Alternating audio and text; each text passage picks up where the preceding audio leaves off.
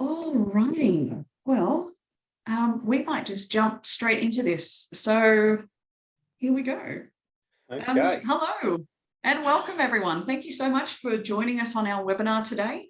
My name is Kirsten Jowsey of Standard Candle HR, and I will be your host for today's webinar. So we're going to jump straight into it. So while the concept of working at home is not necessarily new, many people may be experiencing this for the first time. Work from home and hybrid models have become the new normal in today's workplace, thanks to the pandemic. And from an HR perspective, there are plenty of advantages and disadvantages to working from home. Many will love it, some will hate it. And that topic itself is worthy of its own webinar. But today we're going to delve deeper into the WHS element of work from home models and hybrid models and the often unmanaged risks that the home and residential environment bring. So to help me do that, today I'd like to introduce our very special guest, Mr. Bill Jacobs of Agile Workplaces. So Agile Workplaces was established in 2013 to meet the need for a comprehensive risk assessment solution, and that would assist employees to manage the risks associated with the growing working from home and hybrid home market. The Agile Workplaces solution was developed from scratch after analysing the risks present in the residential environment likely to be encountered if you were working there. And the analysis confirmed that the risks present at a residential environment are vastly different to a purpose-built commercial space. And so that need for an assessment criteria was needed to sufficiently address that. And the result was simple. It's a cost-effective solution that's easy to manage. It provides excellent protection for employees and their staff.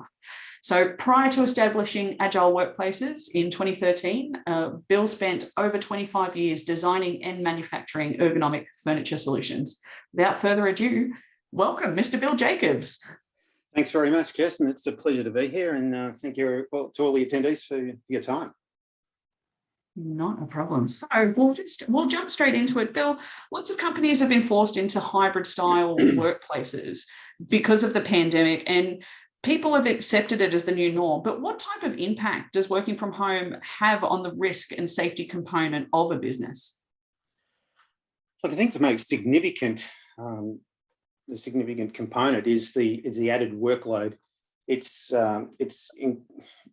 far more difficult to manage 100 staff working in 100 different locations than 100 staff in one location. So I think it's certainly loaded up the staff responsible for managing health and safety for an organisation across the board.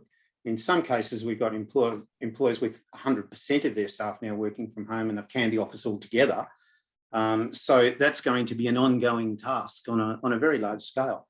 So I think that's probably the most significant impact from a WHS point of view. The other thing to runs parallel with that is the organisation's risk has increased significantly with that. If you take, for example, 100 people working in a low risk employment category such as administration and in a low risk environment, a purpose-built commercial environment, and transport them into what is essentially by comparison a high risk environment, being a residential one, then the risk across the organisation has increased significantly. And that's something that certainly work health and safety professionals, HR professionals and the employer in general needs to be on top of. And it really highlights the need for good, robust, effective tools to assist with that task, or it can be simply overwhelming and the model will break down. You know, there'll be incidents and it won't be sustainable. So I think they're probably the biggest challenges that we face currently. It's also evolving. So, you know, where this is going to go and what the model will look like in 12 months or in 5 years is difficult to say. If we look at other areas of where there's been significant developments in work health and safety over the last few decades, we can see that that's still evolving. The construction industry, for example, standards there are still evolving and changing. So I don't expect that work from home is set in stone at this moment in terms of what it is and how it's framed up and where the risk is. Absolutely. In terms of, in your experience, are the WHS obligations, are they different or less for staff working at home than what they would be from working in an office? Interesting question. There seems to be a common misconception out there that for some reason they are, that the risks associated or the obligations associated with staff working from home is lessened, but that is most definitely not the case. The workplace is the workplace, irrespective of the location of that workplace, and the law doesn't distinguish between the two, and neither do work health and safety authorities. So I think it's something employers need to be fully aware of, that just because staff are out of sight doesn't mean that their obligations are diminished in any way. It's a really interesting question, and in terms of people's responses, and I'll give you a couple of examples. I had an employer not so long ago, just pre-COVID. These guys are responsible for 7,500 staff, and their attitude to conducting a risk assessment was that their legal advice was such that they weren't prepared to undertake risk assessments because that would make them knowingly aware of any hazards that existed in their employees' workplaces, and somehow or other they thought that if they were not knowingly aware, then their liability was reduced. And you know, that's, I think, absolutely crazy and incredibly naive for an organisation of that size, particularly. Correct me if I'm wrong, but wouldn't there's actually things around in that WHS legislation about knowing the risks, like ignorance? Absolutely, I'm pretty sure that's in that. It Act. Ignorance is not a thing. Me. Yeah, I was completely knocked out by that, and I thought, you know, there's an organisation that would rather confront the problem from a legal perspective after it's happened than take steps to prevent it from happening in the first place. So a very interesting approach. Other employers have expressed concerns about, you know, one phrase was opening a can of worms in terms of the cost of rectifying any issues or hazards that a risk assessment threw up. And once again, you know, historically, we can tell you from our data that it's the cost of rectifying any issues that come up is generally fairly low, and when amortised over the length of time that, for example, furniture is used or other hardware is used, it's insignificant on the scale of things. There's also generally for employers a significant cost saving in having staff work from home. So reinvesting some of that cost saving back into resolving those sorts of issues and providing HR and work health and safety professionals with the tools to properly manage those risks, I think it's a pretty fair offset. Yeah, absolutely. So what type of risks should an employer look at when they're establishing this work from home model? Really, the focus to date has been on ergonomics, which is sort of, I think, a throwback to people's awareness of their commercial workspace. We surveyed about 1,600 employees in about 2017 and asked them what they perceived to be the greatest risk with staff working from home. And overwhelmingly, the response was, oh, ergonomics. And if we're covering off ergonomics and very basic safety around ergonomics, then we're right. We're okay with that. Very few actually considered the environment as being a risk at all, or certainly not a high risk.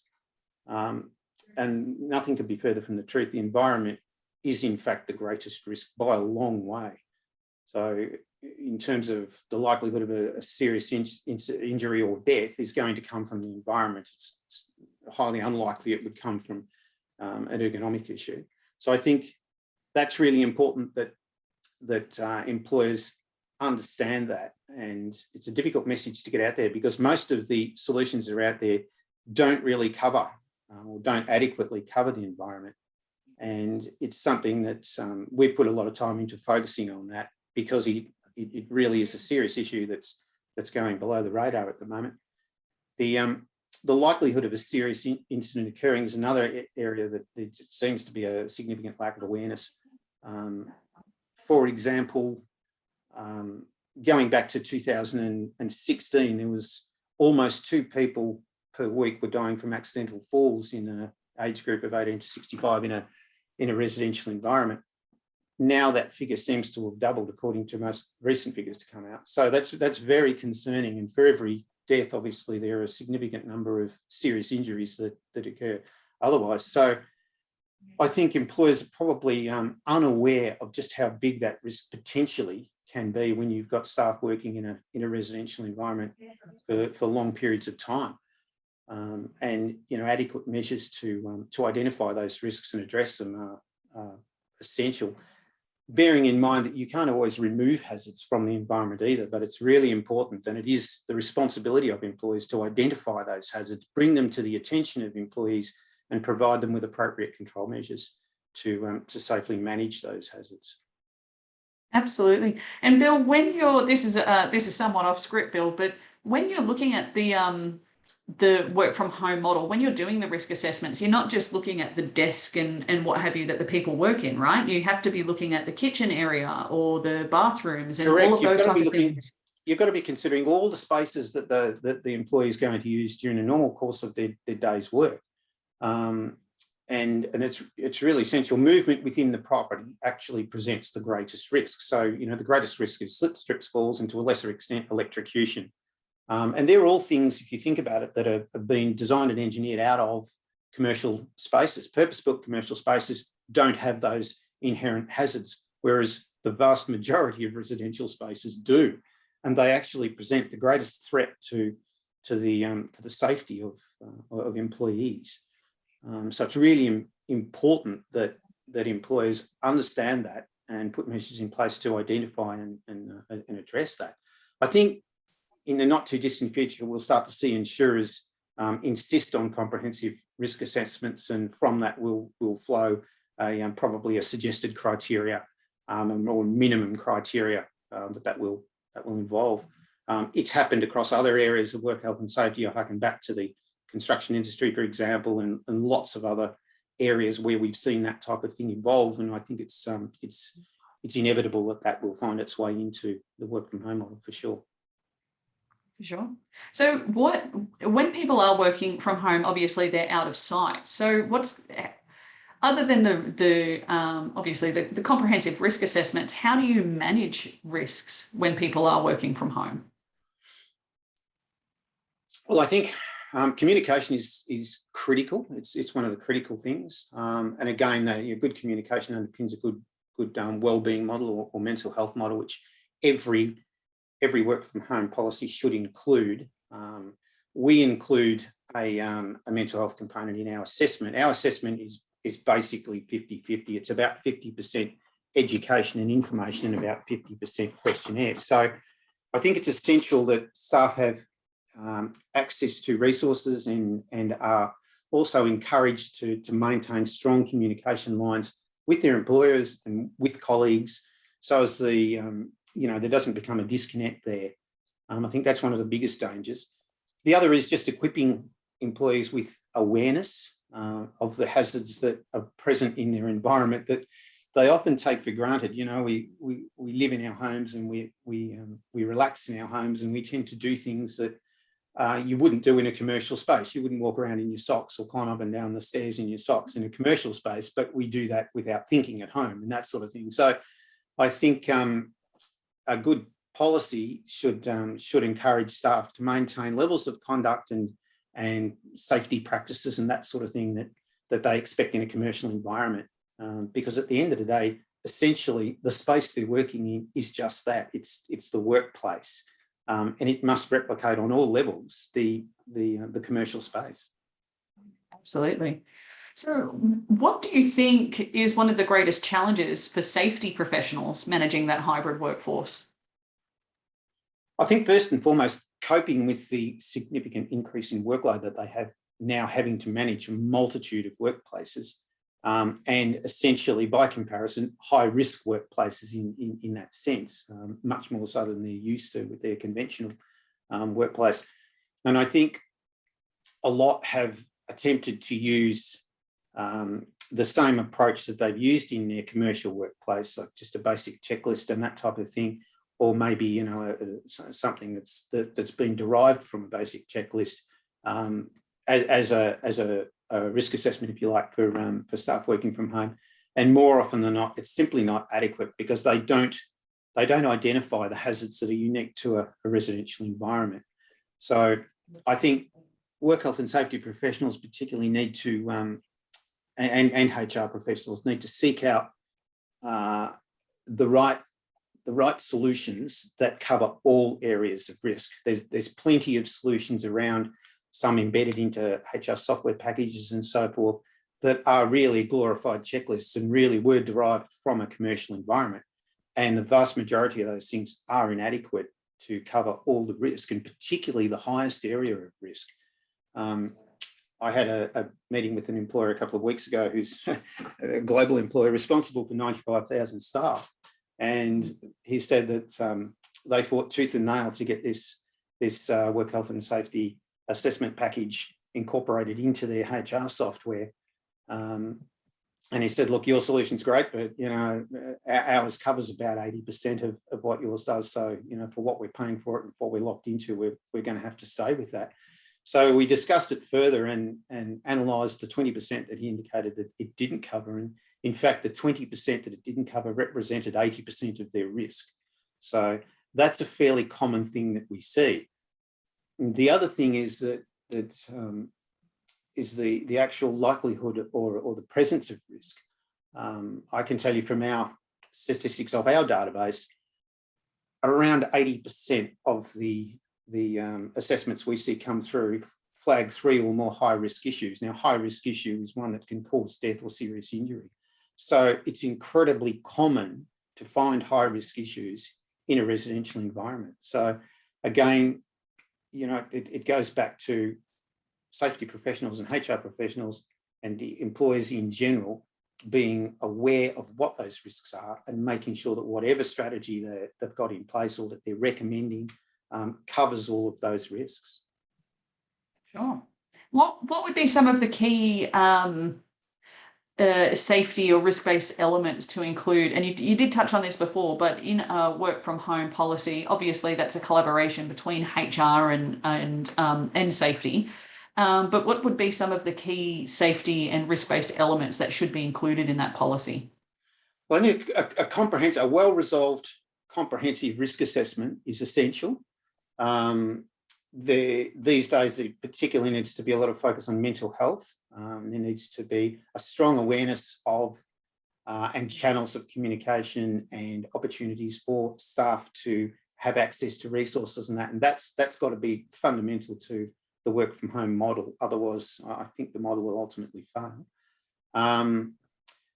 And I think probably it's a great opportunity for employers to express their expectations of employees and emphasise things like standards of conduct that they expect and just levels of things like presentation. And just a reminder, I guess, that it may well be their home, but it is in fact their workplace. And in the workplace, they have to behave differently to what they would normally do in the home. So I think it's essential to make that distinction and define what is the workplace and the workspace and what's expected of employees when they're working from home. Sure. What advice would you give to employers that are facing challenges with the hybrid workplace? I think review your current approach. And by all means, take advantage of our offer of free appraisal of what you're currently doing and a comparison to the data that we've built up and the list of hazards that we've built up over the past 8 or 9 years and see if we can identify any gaps in your process and then what we can do to address those gaps. I think that's probably the key advice from this, from a work health and safety point of view. And I think generally, employers need to also be aware that the pandemic, I think, has changed employees' expectations and employees are generally much more aware of a work-life balance now.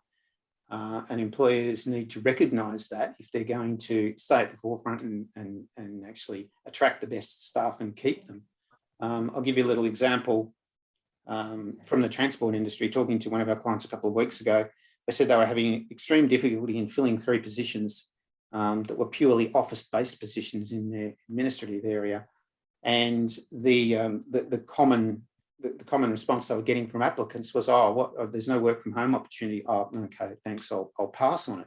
So that employer decided to reconfigure the jobs across 4 jobs in the organisation so as to provide the opportunity for at least 2 of those staff at a time. They introduced a more or less a job sharing arrangement so that at least 2 of those staff could be at home and 2 had to be in the office to deal with face-to-face customer requirements. So they introduced that, re-advertised the positions and filled the positions within fortnight. So I think there's an example of employees' expectations, and in a strong labour market, they're probably higher than they've ever been post-pandemic.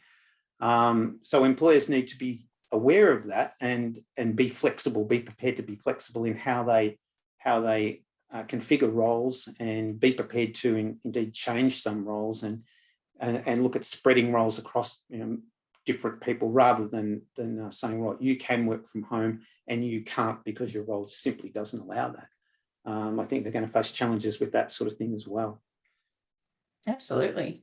And in terms of, I suppose, working alone, because that's a massive risk in itself. For example, if someone were to have, I don't know, what's the phrase at the moment, underlying health conditions that they didn't know. If someone were to be sitting at their computer at one moment and then suddenly feel unwell and fall over and they have no one to call. I mean, how do you address a risk when someone's working in that type of isolation and going, you're meant to tell your first aid officer, or you're meant to tell your manager, and then suddenly they're just on the floor and unable to call someone?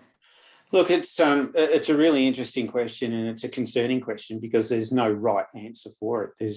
We encourage in our assessment process, we encourage a mechanism to communicate regularly with your employer or with colleagues, and also a strategy for if something like that happens, within the home. Is there someone you can call? Is there something else you can do to raise an alarm? That sort of thing.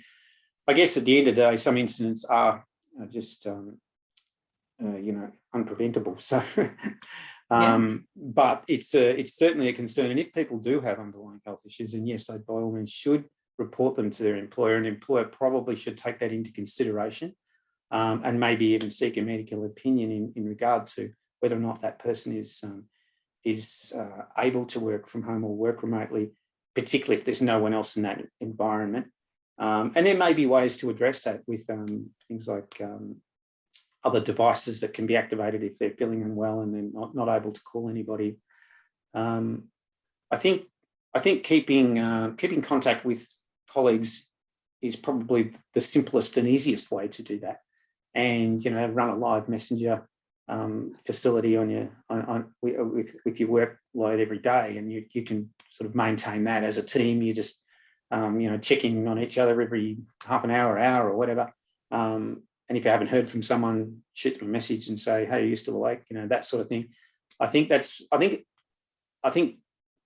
people, staff in general, need to be more aware of each other when working remotely than in the regular office, where they can see each other and they bump into each other in the kitchen or at the water cooler.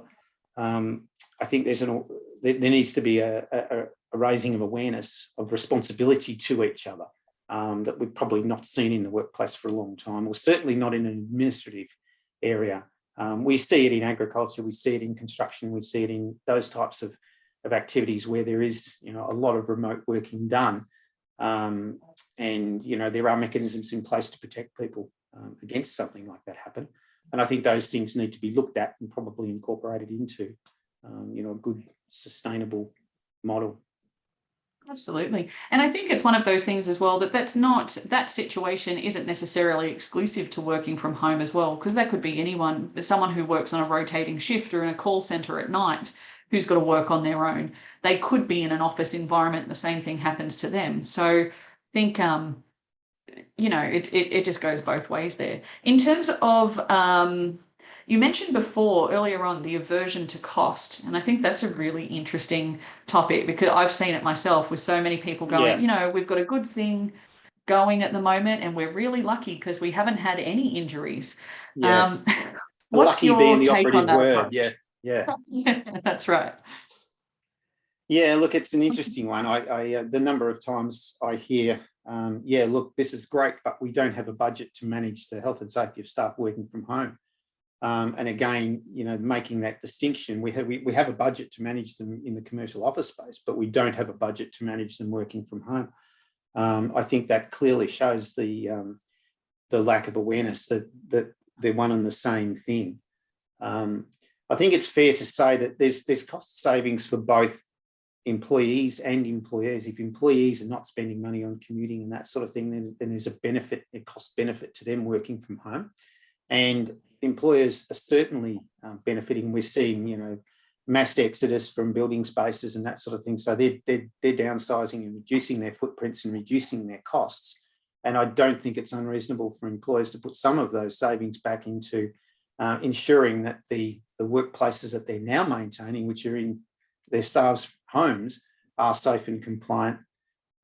Likewise, it's probably not entirely unreasonable to expect staff to contribute to that to some extent as well. And what that balance is not for me to speculate on, but we certainly see, and we've got clients that have got differing policies on that, and some say that you know, you the employee buy the furniture, you buy what you want so long as it's compliant and suits the purpose, and we'll reimburse you for it, or you buy it and you own it, it's yours, that's your home office, and if you leave this company and go somewhere else, will you take your office with you effectively?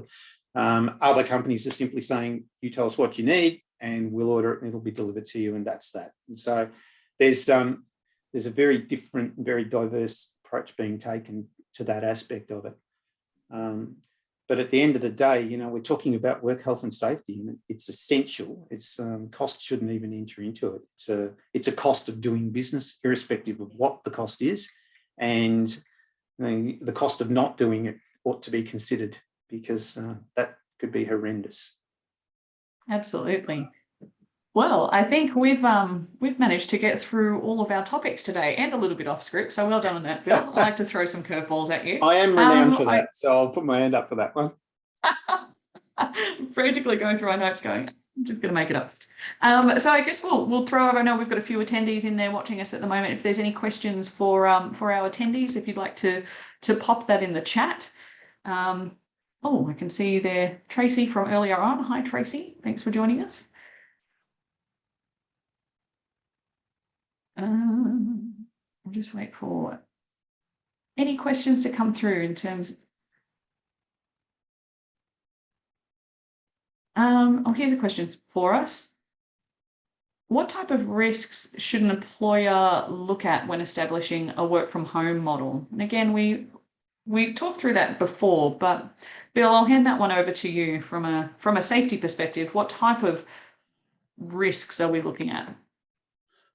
Really important to consider the environment, really important to consider ergonomics, really important to consider electrical safety, must look at mental health, and any general issues that are specific to that business or that type of activity that the person is involved in.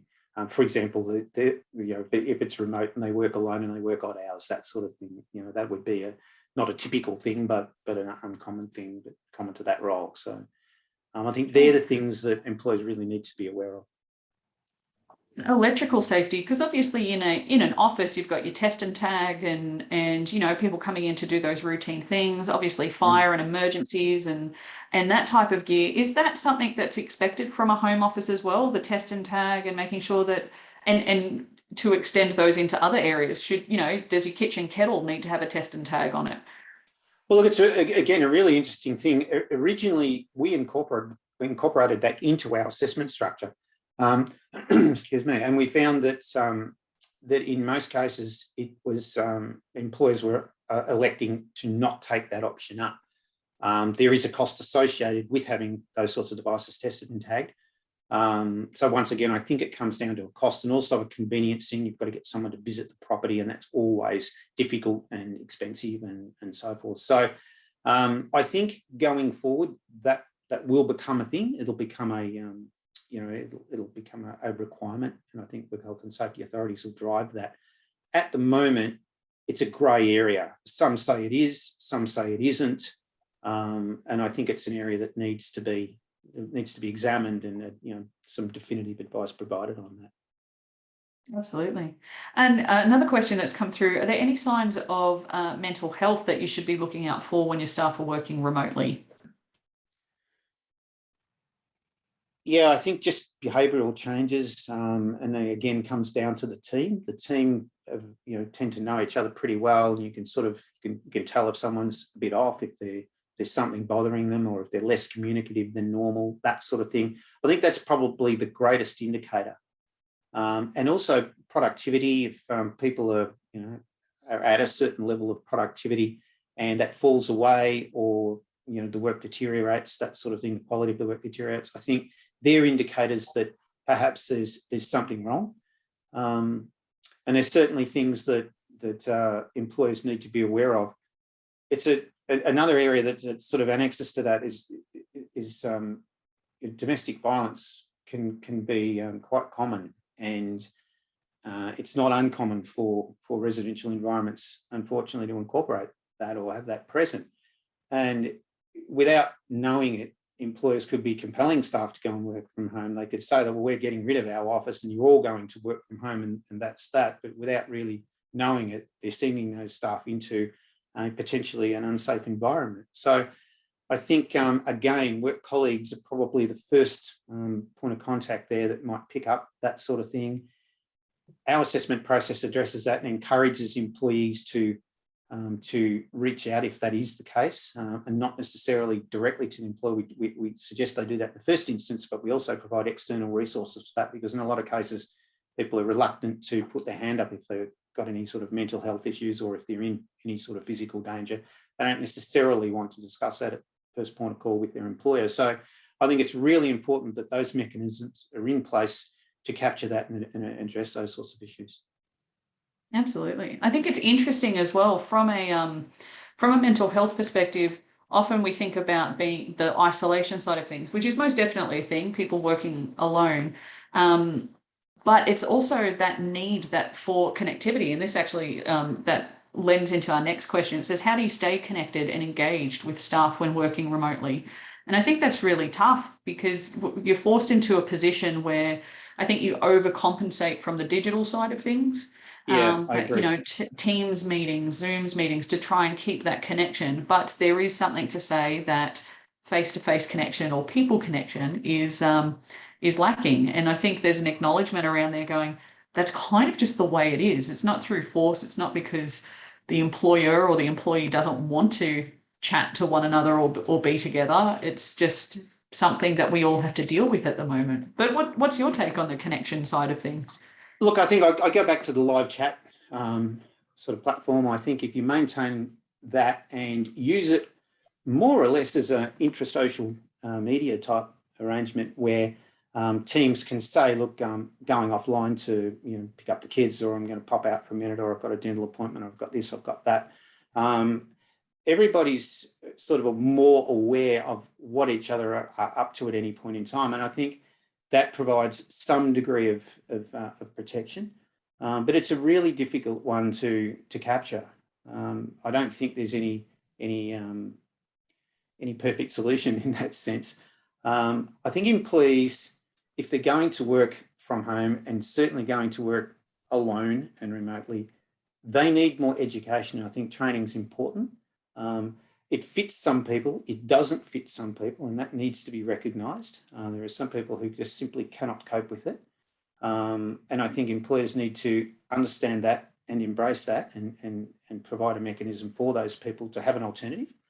But I think without suggesting that you must fit a particular profile to be able to work remotely, I think there needs to be some training provided and just good educational material that suggests if you are struggling, and we certainly do this with the educational side of our assessment. We sort of encourage people that if they are struggling and they're not feeling comfortable working from home or working remotely, to speak up about it, say something. Again, communication is king, and employers are responsible, so it's highly unlikely that the employer won't listen and won't respond to that. So, we encourage that first and foremost. Absolutely. I think as far as connectivity as well, this is less about working from home and more about that hybrid model where you do have some people working from home or coming into the office and what have you. From a connectivity, it's really important to remember the people who are site-based, your warehouse guys or people rather, who can't work from home, or electricians, tradies, all these people who have to go places, and it's all well and good for people in the office and I think I've experienced it with some clients as well, where the people who are in the office are are missing out on the connectivity because people are leaning on them going, hey, can you just print that thing off? Or, hey, can you just grab that thing off the rack? Or can you just do this? Can you just do that? And suddenly their workload is overwhelming, and it creates I suppose, a frustration towards going, oh yeah, those work from home people, look what they get to do, and I'm stuck here. And as far as creating that connection, that's something really important to manage. Remember the people on site, and remember the extroverts who are really struggling by themselves, who are just desperate to see anyone. Who will keep you on the phone. Anybody who comes to the door. Yeah, that's right. Again, look, I think employers need to recognise that, and you know, this model is very much in its infancy, so you know, we're all still trying to figure this out. But I think employers need to perhaps try and introduce programs in the office where, you know, on the days when staff come into the office, that there's more socialising, there's more perhaps team meetings and just get-togethers. You know, there doesn't really need to be a purpose other than just checking on each other and making sure that we're all okay, and incorporate the people you spoke to about that are purely site-based and hear their grievances and see what you can do to perhaps alleviate that and maybe spread the workload out, you know, a bit more evenly. I don't think it's unreasonable if that sort of thing's occurring to say to a team or teams of people, okay, look, you've got to nominate one person who's going to be in the office every day at some point and rotate around that. You know, I don't think that's unreasonable at all. So I think there's always a solution, but, you know, discussion and awareness is probably the key factors in that. Absolutely. You just said something that's triggered something for me. It's like that idea of almost scheduling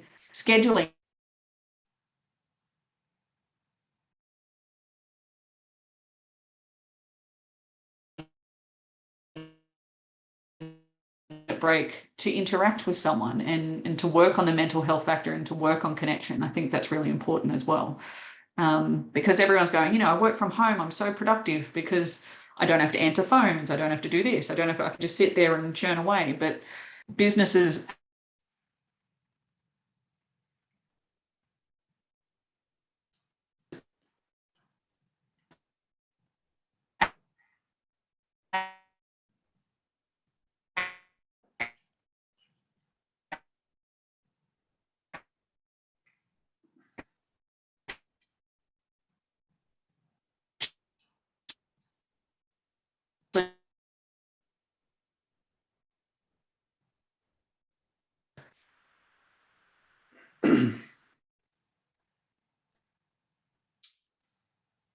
free to reach out to us. We can offer you 30 minutes of our time for an initial consultation. And if anything leads to that, definitely happy to help anyone out who'd be interested. So, Bill, thank you so much for your time today. I think that's all, folks. Thank you, Kirsten. And I'd be happy to speak to anyone that's got any concerns. I'd be happy to run through their current approach with them and see if we can identify any gaps in that for them. So I'm more than happy to do that, particularly for standard Candle clients. Oh, we love that, Bill. Thank you so much. Thank you. It's been a pleasure. Have a great day. Absolutely. Catch you later. Bye, everyone. Thank you. Bye.